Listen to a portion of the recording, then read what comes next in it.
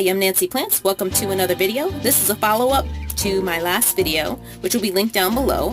One of the viewers asked if you could fry this vegan instead of microwaving it, which is the technique that I showed in the first video. So I tested it out, and guess what? It works. So you want to dry off your vegan bacon in a paper towel, get as much moisture off as you can, and fry it in some olive oil.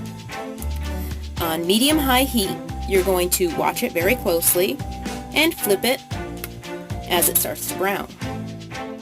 Once you have reached the desired color and texture, you're going to take your slice and stick it on a paper towel to drain. And then watch out, because people are going to steal it. And that's pretty much it. So thanks for watching. Make sure you subscribe if you haven't already, and look at my cat. She's cute.